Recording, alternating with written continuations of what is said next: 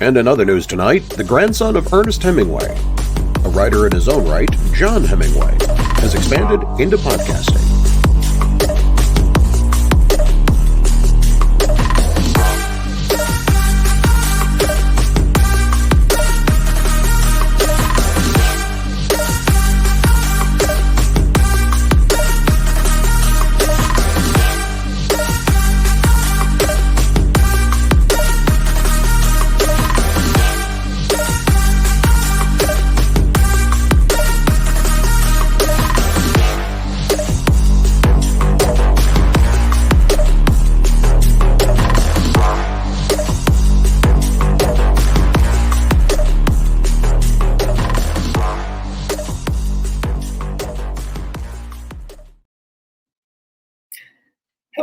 Hello, everyone. Good to be back here. We had a bit of I could just say a mini vacation. No, actually, I had to go down to Miami, pick up some VIPs, or one in particular, such as my wife, flew back from Russia.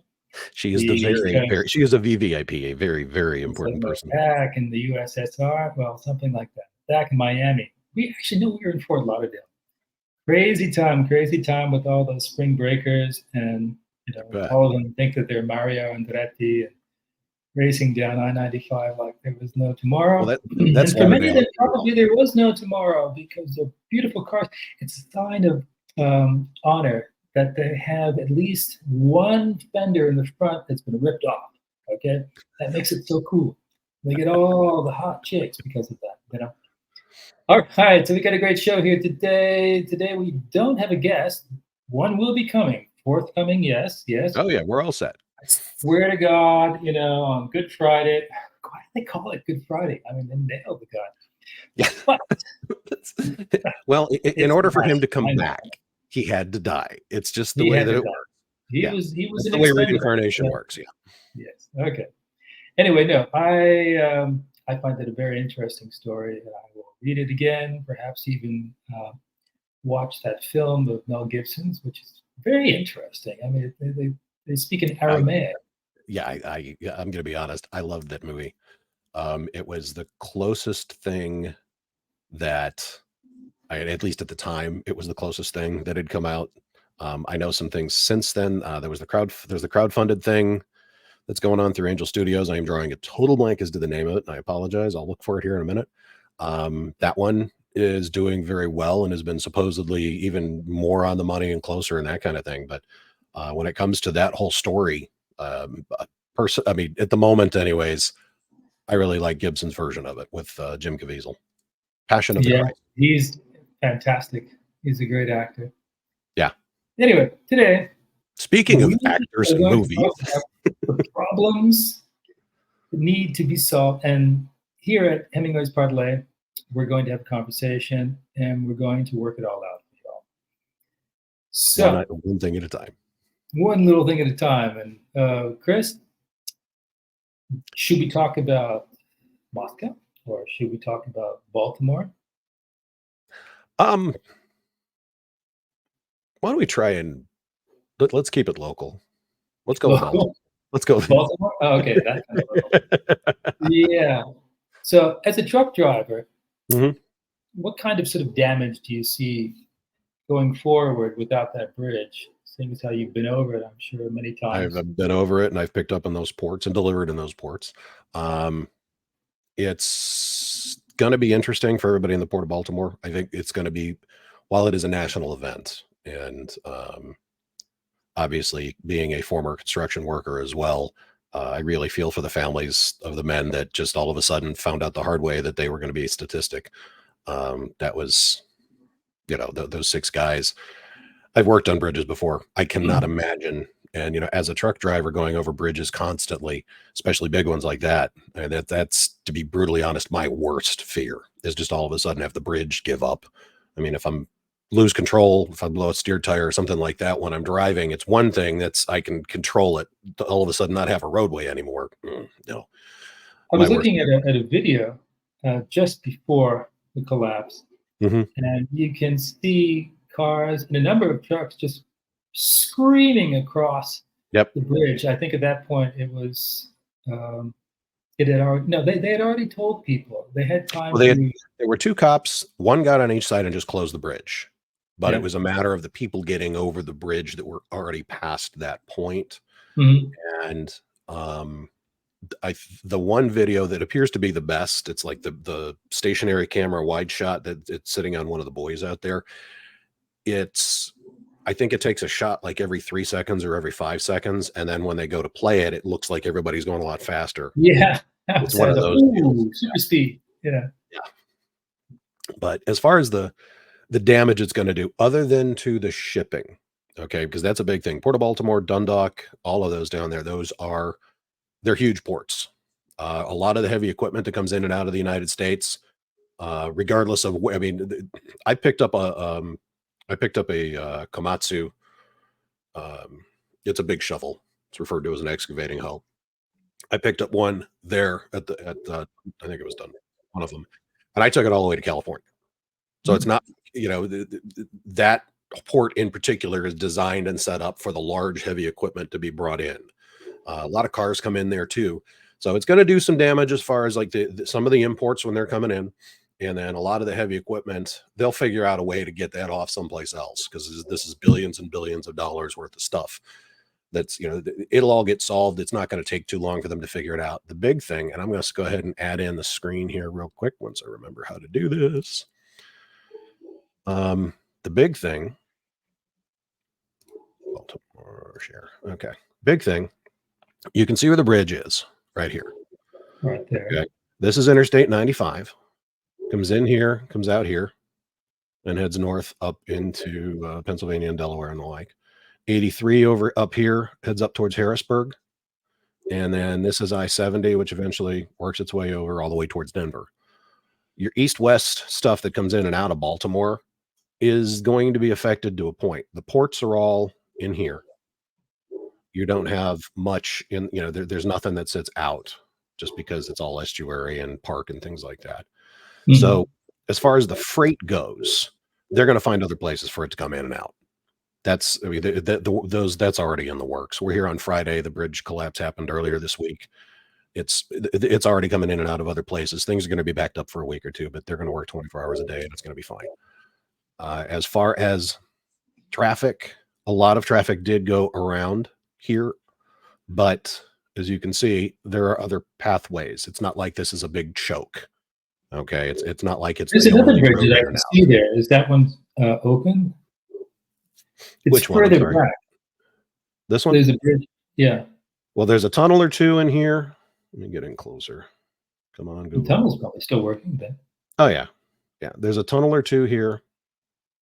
Like this So one. that's This not is the going big to one. The affect Seagirt. so much the the truck traffic. I mean, if there is a tunnel. No, no. And realistically, most trucks take the 695 loop anyways, depending on the time of day. I mean, when I would come through here, if I had to go physically past it, I always took the bypass. I would never try and go through during the day. Nighttime, different conversation because there's nowhere near as much traffic. Um, but like, Seagirt was one of my, let me get in here. The Seagirt Marine Terminal here. This Yeah. is this is one of the biggest ports out there. Okay, it's one of the biggest ports on the East Coast. So you see where the bridge is. Right. Of So course. there's a It's there is a blocking all the yep, there's a great deal of traffic that is just not going to come in and out of there right now. So there are obviously thousands of jobs that are going to be, that are in jeopardy because of this. So what do you think they're going to try to do, which is just to remove all of the debris there and They'll then remove all the debris and then they're going to start over. And I personally yeah. have while I don't necessarily have a problem with tax dollars going to rebuild this thing, because to be honest with you, the bridge itself I mean, it's in need of repair, that kind of thing. But It looked like it was fairly old, not one of the new yeah, ones. I don't remember when it was built off the top of my head, but I know that the bridge itself, everybody kind of, it got hit on one stanchion and it crumbled. Well, yeah, if there's only, if I do the whole, if I hit you in the leg with a baseball bat, I guarantee you're going to drop. You've only Yeah. got two legs holding you up. That's the way it's going to work. So when, in I guess the insurance companies have now chirped up and said, yes, we're going to participate because I mean, there's billions and billions of dollars to rebuild this bridge.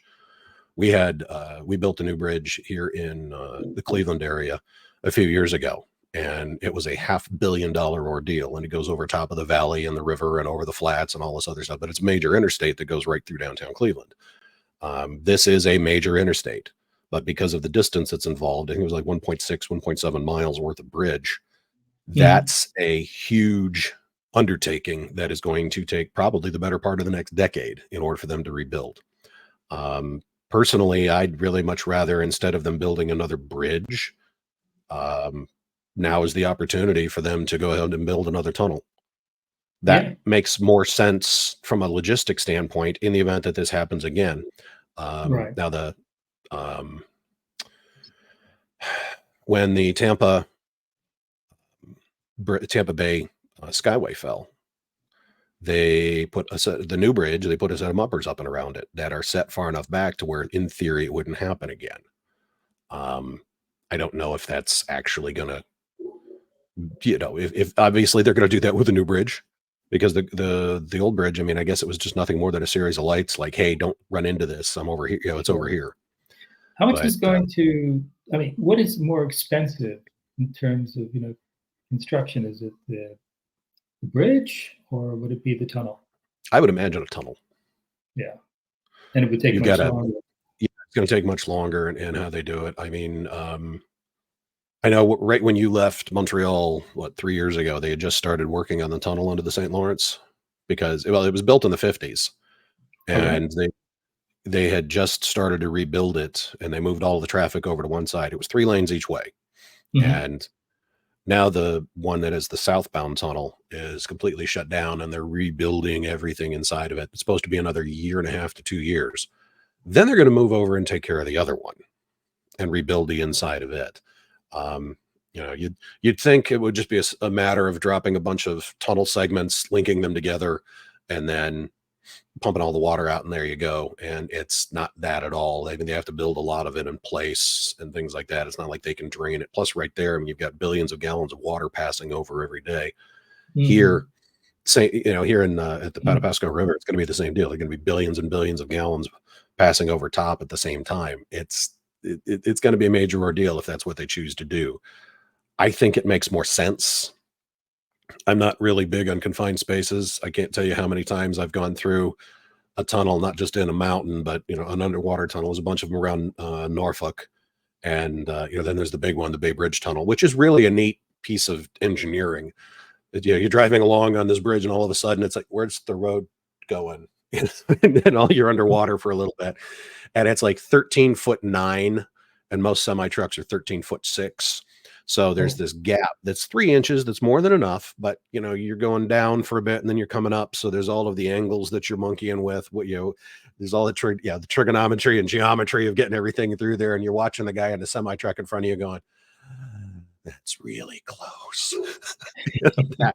So it's one of those things to where if they go building a it's going to take a long time. I'm not a fan of going through them, but I think logically it makes more sense now for Yeah, them to okay. build the In tunnel. terms of now that we've gone over the potential impact, economic impact for the United States and for the local area, Hmm.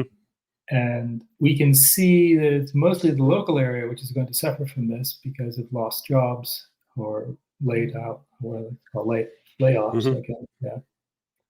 Um, would there be any potential reason why anyone would want to sort of take down the Bridge? From a terrorist or other The nation conspiracy attack theories of the standpoint, stuff. the conspiracy theories start here, right? Oh yeah, Yeah. definitely. I mean, the two ports that are in Baltimore, three actually, Mhm. excuse me, they are critical to the infrastructure of the United States and Canada. I can't tell you how many. I mean, I picked up a whole bunch of loads there that started there that worked their way up and crossed the border and kept going. Um, it's a strategic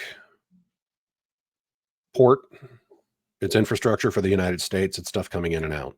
Um, it's not from a transport perspective and from a people moving perspective, it's not a vital target.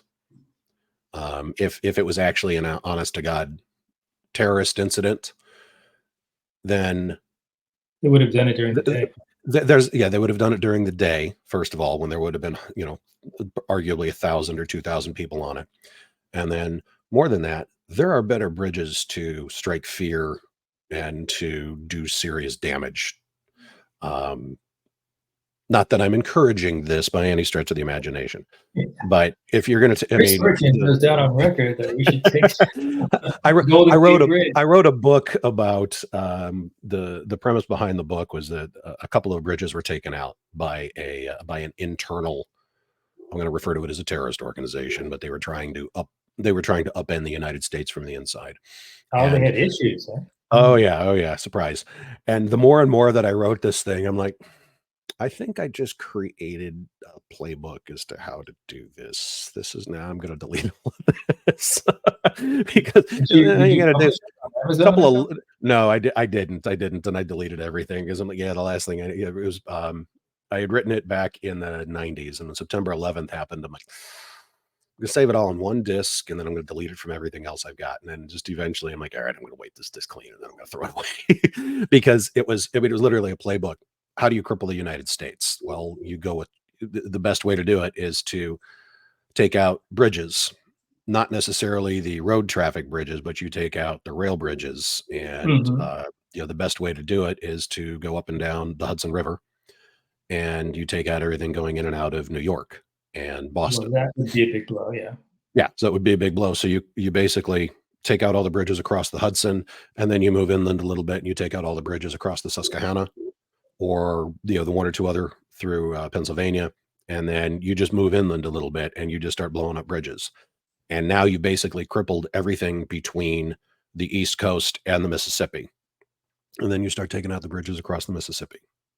And if you It's do it strange. systematically, if it's well coordinated in that, you just take out all the bridges, that's it. The US is done. There's no form of goods moving from A to B unless it involves airplanes, I think it which was Trump's uh, once and future um, security chief, mhm. the general who was had to be fired because he spoke to the Russians or something like that.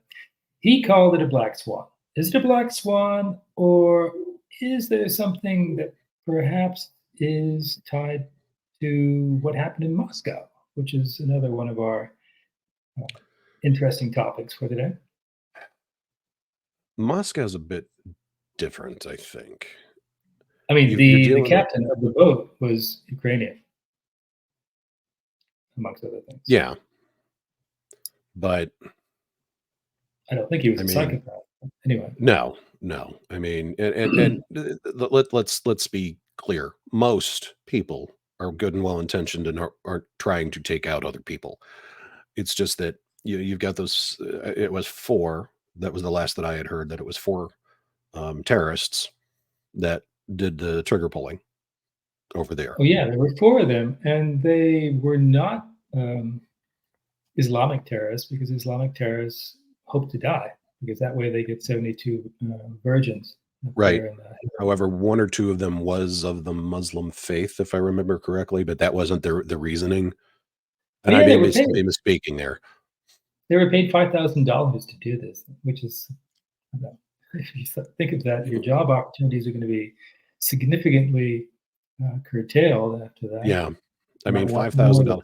I mean, $5,000 here in the United States, while it's a lot of money, it's not a lot of money. Over there, that's the equivalent of probably 500,000. uh, Maybe, $5,000. no, probably It so, was 500,000 rubles or something like that is 5,000 or something like that. something like that. Yeah. So I mean, it's one of those situations where it's like it's entirely possible that it was a lot of money to them. Um, I've seen a picture or two that was supposedly of them after the Russians have taken care of things, and Mhm. after their interrogation. Yeah, they were And beat up. yeah, I'm gonna bet that the Geneva Convention doesn't apply at all. But No, I mean, they killed hundreds of people for no pretty reason. much. I think it's past 200 now. I'm not sure. Yeah, I mean, that's just it's there's no reason for it. Were they trying to, were they attacking? I guess what was the purpose would be my thing. Why would they be doing this? Are they just trying to I strike heard that fear into people? there had been one planned for earlier, I think around the 8th or the 9th of March, Okay. but they discovered that the surveillance was too heavy there, and they had to postpone it Okay. to after the election because they wanted this. They wanted that to happen before the election. Well, they apparently from Hey. some articles that I've written, Right. read some articles that I've read. They, the Americans, again, I'm talking about the Americans Hmm. because the Russians are seriously um, thinking towards this having been obviously organized, logistically speaking, by the Ukraine government, who pulls the strings with the Ukraine government. Well, it certainly isn't Russia.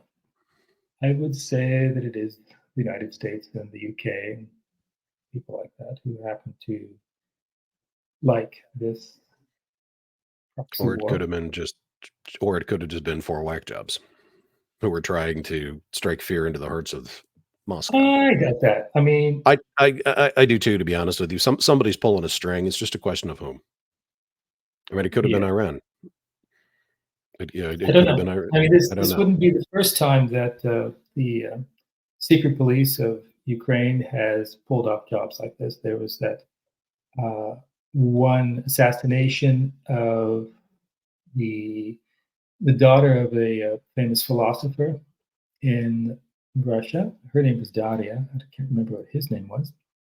Um, and then there was also the bridge in Crimea. That's been attacked twice now. Um, what else have they done? Well, no, terroristic activities they do all the time. But that, had it happened during the election period, would have been quite uh, quite a shot. You know, Yeah. I mean, they're losing the war. This is the thing, and basically the only thing that they can do right now is organize these acts of terror. So I was just wondering if there was any connection between this and what happened in Baltimore in terms Well, of. and we had a bridge fire. Wasn't actually the bridge that caught fire here in Cleveland as well. Mhm. We refer to it as the Valley View Bridge. It is the Union Workers Memorial Bridge that is Interstate 480. That is one of the bypasses around Cleveland. And let me just give you an idea as to where it is here. Let me pull this up. It's completely unplanned. I apologize, folks, or I would have had this ready to go. Interstate 480 is a bypass that pretty much goes through the central suburbs of Cleveland. And all right, I need to remove something there. We're going to remove that. Why is that there? Okay, we're gonna. All right, you're going to ignore the letter E that is in this. E. It's a friend of mine. We track each other via Google. Um, let's see here. Present share screen. Letter E. And yeah, it still shows us. Okay, 3, 2, 1. Here we go. So Interstate 480 here. This is Cleveland. Mhm. You have Interstate 90 that comes in across here into downtown, and then it comes. This is Dead Man's Curve right here, and it's down through here. 480. This is 490 here. 480. There we go. Okay. So Cleveland Airport's over here. 480, Interstate 80 is down a little bit south of where I'm at right now here. That's the turnpike coming through. 480 starts over at one end, goes up into town, and then the other. The bridge, the valley that is right here, there was a massive pile. It was a, let me see if I can switch this over. Come on, today. Here it is. Down under here, there are. It's slow in doing this. Okay. There are. Okay, here's 480. This is a concrete plant here. Get in a little bit closer.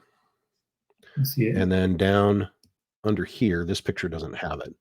Okay, this picture isn't old enough or isn't new enough. Down in this general vicinity is what's over here? Yeah, okay. There is a massive pile of mulch from a company that produces mulch, and I'm talking hundreds of thousands of tons of mulch. And it's all right here under the bridge. This picture isn't new enough. It's down in here, and it caught fire. Now, there's a reason why there's sprinkler systems around everybody, around every single one of those piles of mulch. It's so big because it's biomass. It's getting hot. Yeah. It's already decomposing. Creating That kind of thing. gases. So, yeah, it just bad things can happen, which is why which is why the sprinklers are there. Well, this thing caught fire on the same day that the bridge was hit. And there was some other bridge as well that got hit. And conspiracy theorists went nuts. Oh, Is it happened on the same day of the key bridge collapsing? Yes. Same day. So the conspiracy theorists went nuts. And I guess there was another bridge there was also some damage done to it that day. And I don't remember which bridge. I don't remember anything. I just remember seeing 3 bridges. It's probably one of the easiest things for anyone who wants to destabilize the United States to do. I mean, it doesn't take a lot of dynamite. Okay, it's kind of like there were a couple of movies about you blow anyway are crumbling anyway. I mean, you think of Montreal and what a mess they've had there for years. Yeah, it really wouldn't take much. And then you lay claim to a tanker, and you ram it into a tanker or a some other large boat, and you ram it into things. While we're here, I want to show you. I'm going to go back up here to the Cleveland map as soon as it catches up. All right. Forgot. Let me share screen again, because this is actually, there is a great deal of freight that comes in and out of Cleveland that is not necessarily freight that everybody is going to see every day. This is the Port of Cleveland right here. Okay. For points of reference, this is what we refer to locally as the House of Sadness. This is Cleveland Brown Stadium. The Rock and Roll Hall of Fame is right here. This is the inlet. It's just the House of Sadness. That's all it is. Yes. Obviously, here's the break wall. We've got freighters that come in and out. Now, I think I don't see one. Now, they come in through here,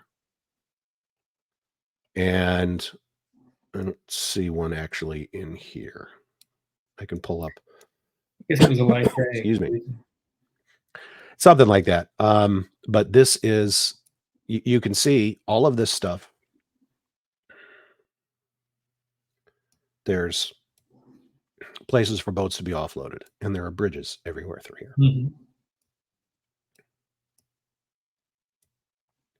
Excuse me for a half second. I apologize. It's complicated. It's torturous. I think it must be a real bonanza. I'm still getting over my cold here. The pilots union there. Yep. Oh yeah. I mean, there are pilots. Well, the captains that come in and out of here, they know what they're doing. There is absolutely no arguing that. But you see all of these bridges, not just the interstate ones, but that's a rail bridge.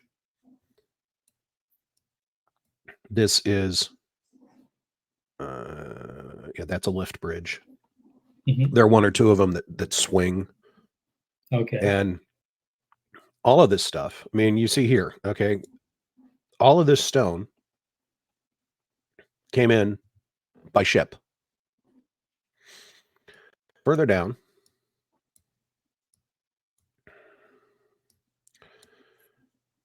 where it's marked Industrial Valley,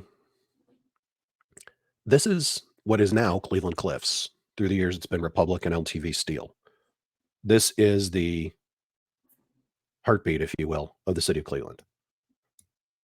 That's one of, well, actually, that's the bulk right in there So basically, of this the is not steel the mill. Rust Belt of the United States. It's still Oh no, producing things. oh no.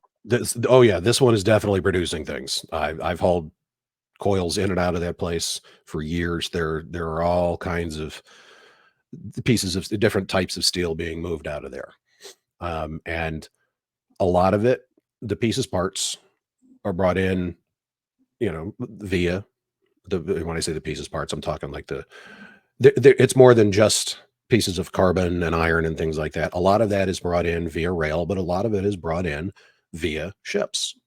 A lot of it is shipped via ships. It's kind of where we get the name. But Is it coming from you Europe? see all of the bridges. I'm sorry? I said, is this the material for making steel? Is it coming from Europe or is it coming from the United States? The bulk of it comes from the United States, Oh, okay. but there are still, pieces. There are still a lot of the elements that come from other places because we just don't have it here in the U.S. Right. And it's systematically, if you want to take out the U.S., you take out the bridges. It's going to leave people. It's going to leave people start to starve. Things like that are going to happen. So when we have three bridges being attacked, obviously one being major, and I wouldn't necessarily call it an attack, but when you have three things happening at the same time, like I said, the conspiracy theorists, they go a little nuts. Honestly, if you really want to cripple really want to cripple both the U.S. and Canada, you take out some of the bridges across the St. Lawrence Seaway. Just True. drop them. Just drop Yeah, them. that is You go into, and the one to do is the one through the Thousand Islands because going to that's the kind of the heartland of choke the point. United States Yeah. and Well, to it's yeah. Canada. I mean, that's it. You'll cripple both countries if you take that out. Everything. I mean, eventually it'll all get moved by truck. It's just that truck and rail. But in order to really put a damper on things, that's where you crush it. Because anything that's leaving going internationally that's of significant size, coming out of Chicago or anywhere basically in the Midwest, it's got to go through there. So So it's scary. It really it is. is. We've created an infrastructure in our country that is easily damaged, and Well, it probably wasn't so easily damaged in the beginning because it no, was new. yeah, I think and again we have the problem of maintenance, and yes, it's a huge problem for everything all across the United States. Yeah, I'm just looking at roads. I remember going to. I went to UCLA in Los Angeles. And back in the day, the roads were quite good. hmm Then I came back. I graduated in '83, and I went back there. I think for the first time in 2008, and I was just amazed at how much the roads had deteriorated. It's not that they had huge holes in them or something like that. They just were not kept at the same level that they had back in the 1980s. And this is something that's been going on for decades. hmm The the American Society of Engineers has been, you know, physical engineers have been shouting about this, saying, we need to do something urgently. yeah. Well, Houston's a great example. We just keep adding a lane. I mean, they do it everywhere. Their right of way is only so big. Montreal, where you used to live, the Metropolitan Freeway there, it was two lanes for the longest time. The metro, it was used to be Boulevard Metropolitan, I believe, Mhm. was a road, and they just okay, let's put an interstate here. So they built a bridge over top of Yeah, it. For those of you that are familiar with Tampa, the Leroy Selman. Selman was Route 60, and then they just literally built an interstate right over top of it. Something akin to that. I know they did it in Danbury, Connecticut. I know they've also done it in Philadelphia and a couple of other places where they just literally, okay, here's the main drag, and we're going to put an interstate over top of it. And they did that back anywhere between the late 40s into the 70s. Well, now they've got to repair all of these things. Montreal has grown exponentially in the past couple of decades. So they built this 2-lane each direction, so 4 lanes, and it was nice wide lanes. Everything's great. And they decided instead of doing that, instead of adding another lane onto it, they made the lane smaller and they added a third lane. So now there's no breakdown lane through the bulk of Montreal. There well, I is, mean, but it's literally as wide as my shoulders. what's There's interesting is that they had renovation of the entire sort of freeway system done not by a Canadian or an American company, but by a Spanish company. Mhm. Yeah. I And just found. for the record, we're not picking on Montreal. John and I Oh, are both intimately familiar with Montreal, but this problem exists all over both countries. Toronto, beautiful example of them just adding a lane and adding a lane and adding a lane. Now, 12 million people live there, or within an hour of CN Tower. But I mean, that's a problem because the lake is to the south. There's no room. Toronto is a beautiful example of urban sprawl gone wrong. yeah. I mean, I've got I've got family members that live an hour and a half away that their neighbors commute an hour and a half to downtown Toronto. It's just ridiculous. Why would you be on the road for that long? It's like They live Los Angeles 120. and Siberia. Yeah, Like yeah. that. It's like, why would you do that? It boggles my mind. And as a truck driver, I'm like, no, I don't want to do it. I don't want to live anywhere near it. I want to be out and away from everything. Hopefully, I do Did this right. you? I'll be retiring to a little island someplace south of I-10. Could it be Glass Key that you're hoping to retire? Maybe Glass Key or the other one that I've invented. I love the fact that they found a key for it, or they found a name for it. There's like 200 islands down there, and they came up with one that didn't exist. I came up with one Yeah. that didn't exist, and I was pretty impressed the fact that it didn't. But they came up with Now, Glass you Key wouldn't because be Glass referring to that new film with Jake the, with Jake Gyllenhaal? Gyllenhaal and Yeah, Conor McGregor. Yeah, Conor um, McGregor. Yeah. yeah. I'm gonna be What about okay. that one scene where he just walks in, he's totally naked He's after he totally gets naked in that walking. Yeah, thing? I've You seen more saw of my Conor wife. McGregor's butt in the past 3 days than I ever want to see ever again. Um, for those of you that are totally lost as to what we're referring to, there is a movie by the name of Roadhouse, which is a remake of the 1989. I won't call it a cinematic masterpiece, but as a guy, it was a great movie. It was Patrick Swayze and Sam Elliott, Hmm. and it was the ultimate guy movie. And I'm clicking here to try and pull up one of these things, and now it's suddenly asking me to log in. Where are we going here? Let's go with this one. I'm just trying to pull a I picture up. didn't see the original one, but Chris said, "John, you got to watch this thing. It's on Amazon Prime." I said, "Oh, okay." So first I started watching it. I said, "Well, this is weird," and then I really thought, yeah, okay, we've got to review this film. There it is, There Roadhouse. it is. Yep. Yep. Now this is If you're Connor. a fan of the Keys, you will like the sunshine in the water, the beautiful water. Yes. But the thing is, there's only 2 shots in the entire movie, including the credits, Yeah. that are actually from the Keys. Mm-hmm. Everything else was shot in the Dominican Republic. In the Dominican Republic. So And it's those great. the 2 shots, for anybody who's ever driven to the Keys or lived in the Keys or that kind of thing, you would know who, when I say who, Fred the tree is. It's an I didn't know until Australian you told me. pine. Yeah. I knew there was a Well, tree there. It yeah, must grow he's got a in name, he's got a Berkeley. Facebook page, everything. And it's an Australian pine that, in theory, because nobody's been on that bridge for a very long time, it was probably in bird droppings. And, all of a sudden it Wow. grew, and it's managed to grow there for the past, I think it's like 13 or 15 years. And somebody just started calling him Fred. And Fred is actually a very minor yet pivotal character in the movie. Now, It has a literary presence in the yes, movie. literal literary presence. I liked the movie. I did not like the fact that first of all, it was shot in the Dominican, so there's that. I mean, And it was a then, movie. It was almost as though the people who were directing and producing and writing this movie had never been to the Keys and just literally pulled up. They ran a Google search, Florida Keys facts, and smashed it all together. I yeah, mean, this glass, okay, and they said supposedly Hemingway, Hemingway drank here, okay, in the yes, bar, which is called Roadhouse. 77 miles away, literally 77 miles away from his house. Yeah, he Mile would get into zero his is, Maserati back in the yep. 1940s, zip on down it, or get Well, into his helicopter, which didn't exist. But I mean, okay, well, they could have at least done the timeline right. The character of Frankie, her uncle, supposedly yeah, it started the was thing in the in the 1960s. 60s. Yes, which kind of would have been really tough for your grandfather to drink there. He was kind of out of the picture back then in But yeah, 1960s. yeah. Yeah. Mid 61, he kind of wasn't around anymore. I It didn't was see him. I mean, I oftentimes stopped at various places with my parents, Mhm. and he would have introduced me. Not Ernest, but the father of the owner of this mythical roadhouse. So that is one strike against it. That and the fact that it wasn't filmed in the Keys, but in the Dominican Republic.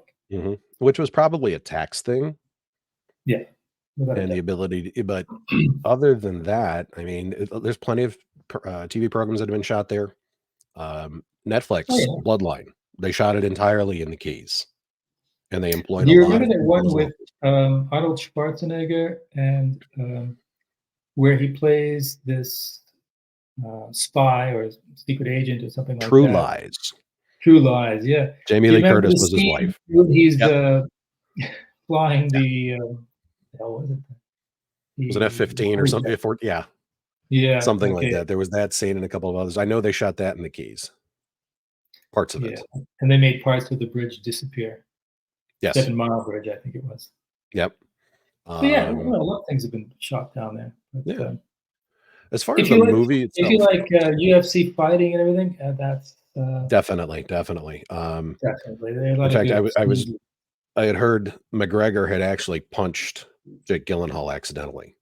Oh, You know, really? they're practicing, that kind of thing. It happens. And Jake was pissed that that scene, because they were shooting, but it was a Mhm. practice kind of situation. Yes. They were shooting it, trying to get the angles right and the lighting right and everything else. And McGregor actually physically hit him. And, he was pissed that it didn't wind up in the movie, but at the same time, he kind of stood upright and went, this makeup isn't going to need to worry about putting a bruise over that eye tomorrow, and just kept right on filming. Um, Then there was another interesting point. Probably one of mhm. the few interesting points there, seeing as how I wouldn't consider it a great film, a classic film, No. aside from it being a guy's film. But one of the female protagonists, her name is Daniela Melchior. Okay. I'm thinking, isn't that one of the three kings? But that wouldn't. I was saying it would be right that we should see it. It's Easter time. I'm looking Idiot for a John. That's picture of her Christmas. right Yeah, now. yeah. Yep. Can't even say Yeah, that. there she is. Can I get her? The doctor. Yes. And I can't get it to expand the right way. Give me a second here. Anyway, I would say it's a See, folks, film trash. yeah. It's horrible, but we decided to give it a review. You know, Yeah.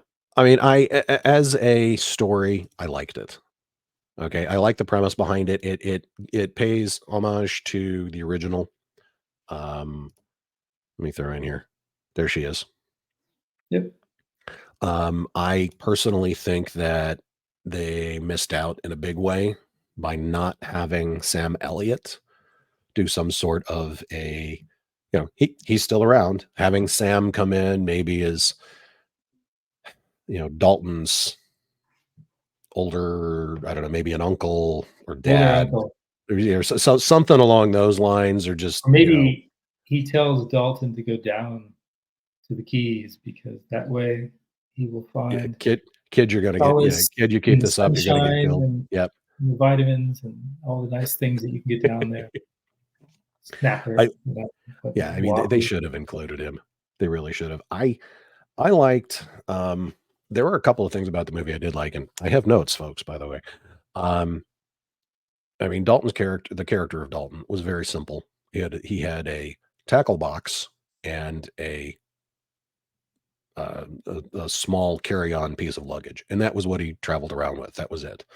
Um, I liked the fact that they used a whole bunch of people that are real live musicians, some of whom have won That was awards. probably one of the best things about the film. Yes. Yeah. It's the The kind of the music bar that shot. you'll hear at the Green Turtle in Key West. They have a Yes. variety of different bands going through there. Natalie Bergen, who is Anne Heche's niece, by the way. was it Mark Breland was also in there, and then Doopsy and Zydeco, Jelly Joseph, I thought that CC was Hancock, Zydeco all of with, those. yeah, because he had the washboard on him. Yeah, I mean, He's they playing were all live. in it, and they're all playing live, and they just keep right on playing through everything, just like you're supposed to. Yeah, with the chain link fence there in front of the Yep, so yep. I mean, the I really models like them. don't come to them. Yep, That that is another thing they have there, yeah. You've but been they to the use the real Flora people. Chris, you've been to the Floribama, haven't you? Yes, That's a roadhouse, I'd say. yeah, that's a roadhouse. I don't Um, remember, though, that kind of chain link or that the mesh fence there that kept, people from it's been a because long time since I've been there. I did a presentation of my book, and they all thought that, I was gonna get a lot of sort of, heat from the audience, and the guy said, "No, no, no, give them a chance," and apparently I got them quiet, and that was amazing for them. They didn't think that was going to happen. However, I was waiting for the women, to sort of, take off their bras and throw them up into the rafters, which is another sort of hallmark of the Floribama there. I didn't see that But happen in none this did. movie. If with all of the violence, you would have thought that there would have been something. There would have been one. Well, I mean, okay, McGregor walking around naked it was never a frontal shot. It was always from the back. No, no, no. But there were what There was no three? kiss. Yeah, I mean, you would have thought there would have been a scene of some sort, and there wasn't. So I mean that holds It's a true to the funny kid, original. Um, there was American something kid. else. Yeah. Um, there were a couple of things I kind of scratched my head at. I mean, I get having Joaquim de Almeida as the sheriff. I mean, he's been, actor for decades and decades. Um, I know he can do an American accent, if you will. I don't know. I'm curious as to why they chose him and why they decided to have him not go with an American accent. Where is he from? Is it that originally I don't remember, but to be honest, but I mean he is of some sort of Hispanic origin, and I'm going to look him up now. But the thing that really bothered me, he's Portuguese. Excuse me. Oh, he's Portuguese. Yes. There's a bit of a difference there, the Yeah. language. He was originally born in Lisbon, but so he's got a bit of an accent there. And I mean, if they were trying to go with a Cuban thing, okay, I'm there because it's in the Keys, Cuba. They're right there. I get it, but I mean, it that kind of lost something, and the fact that she didn't have one. Mhm. I'm nitpicking. I realize I'm nitpicking. Oh, no, she didn't have any accent whatsoever. No, I think no. she's Which American.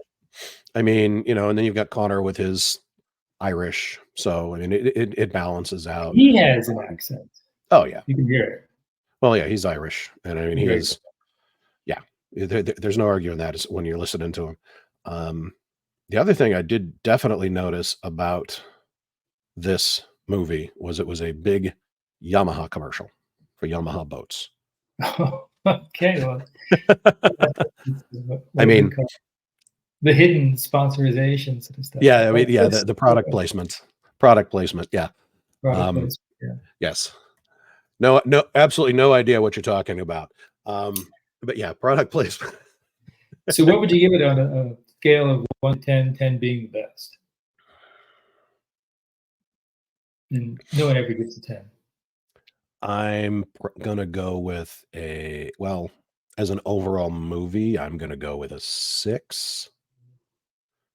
As a guy fight movie that's intended, for its genre, I'm gonna go with. I'm hesitant at saying a 9. I'm gonna go with an 8.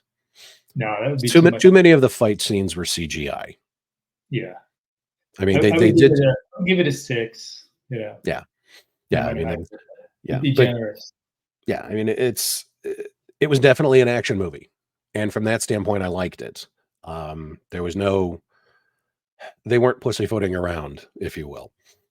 It was a good action movie, pretty much start to finish.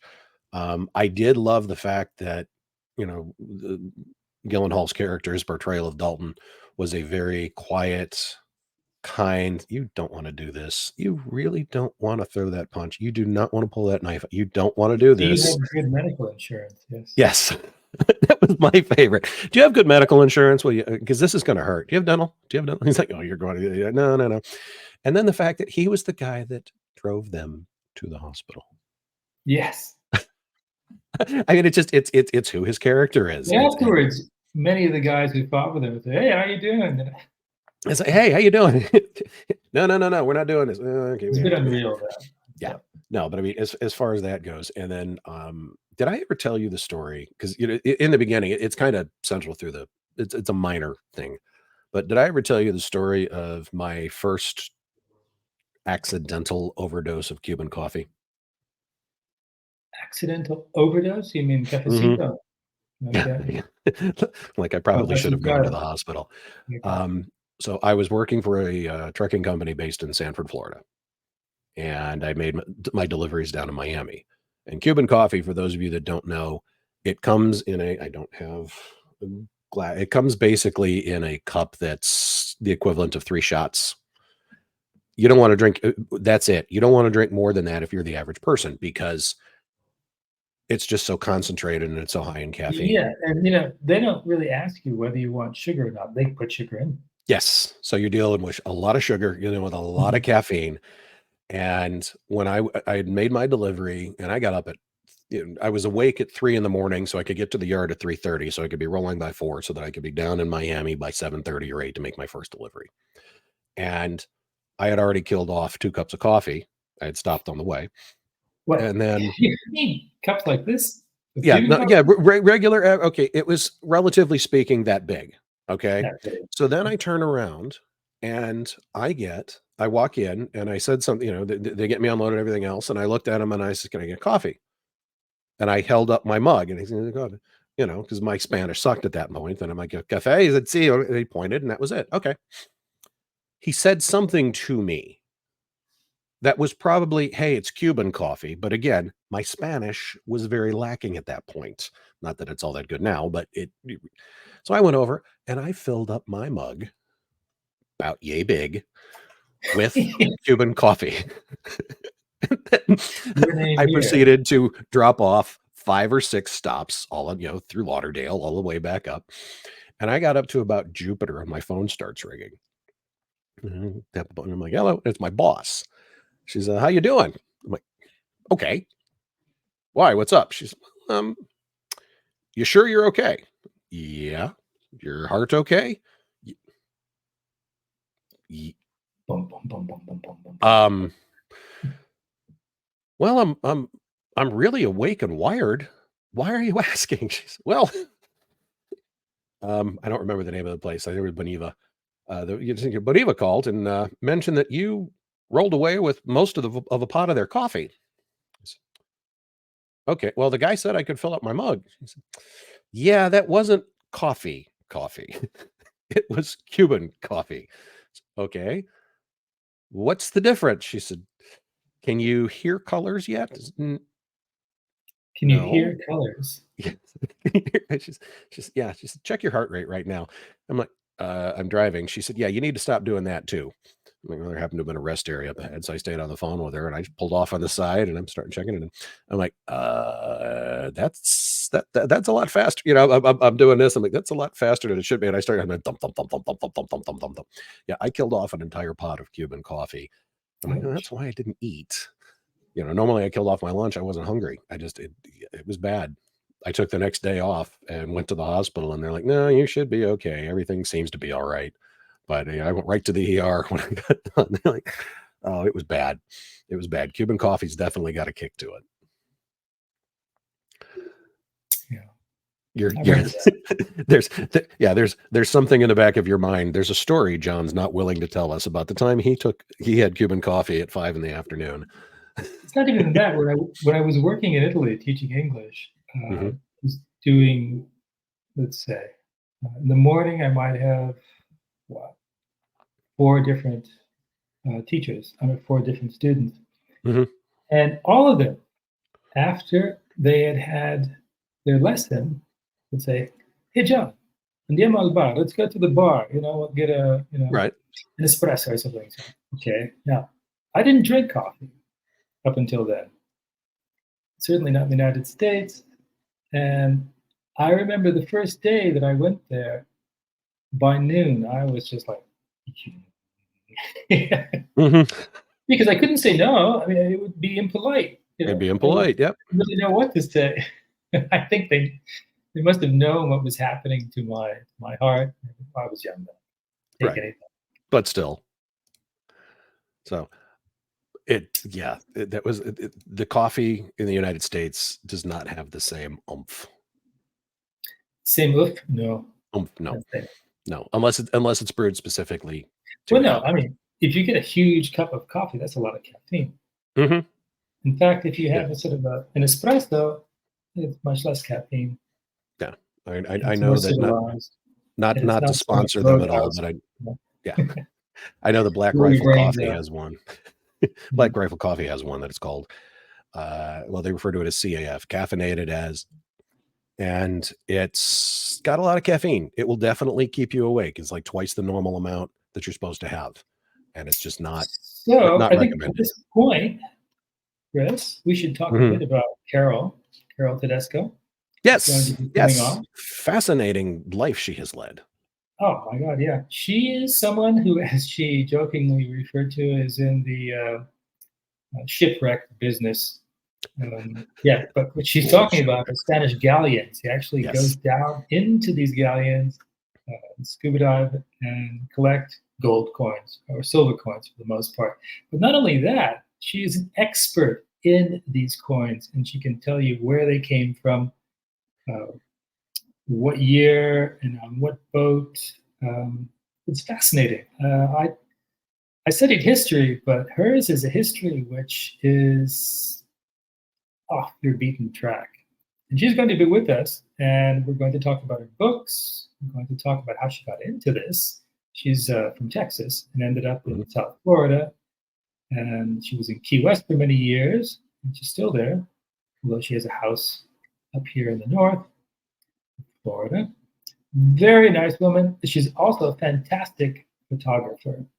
And in fact, in the intro that Chris did there, the one with myself and Christina walking through the Hemingway house there, that was taken by Carol. And it's one of my favorite photos, but she's just amazing. Everything she touches is literally gold or silver. But she's going to be at, I think, either the 6th or the 13th, one of these Saturdays, because she's got to go down to Key West for another more work that she does down there, PR, promotion. So we've solved all the problems of the world today. I And think so. And I just brought up we the wrong know that screen there. I Roadhouse is apologize. probably going to win an Oscar, not. And the director is going to be the next, Denis Villeneuve. Okay, we're sure of that. I Yes. think that I don't see it winning many awards. I think I mean, the 1989 version was referred to as a cult classic. I don't see this one ever getting the moniker of cult classic, No, but I can see it. I can see it maybe. you can see it getting what is the opposite of the Oscars? The Razzies. It'll The get a Razzie Razzies. Award. I can see it. Oh yeah, I can see it getting a That's Razzie. it. I really can. It'll get the I can. Razzie But I mean, Award. it's also going to be remembered because it was Conor McGregor's first introduction into movies. It was his first It one was whose officially. first introduction? Conor McGregor. It was his first movie Oh that he yeah, was ever he's in. got a So therefore, definite future there. yeah. Especially showing his butt. Yeah. And on that note, And on that note, oh, this is Good Friday. Have a good Friday, and happy Easter to everyone. yes, From all of us those of you here at Easter. Hemingway's Parlay to all of our wonderful viewers. Thank you, my friends. Take care, and may the peace of the season be upon you.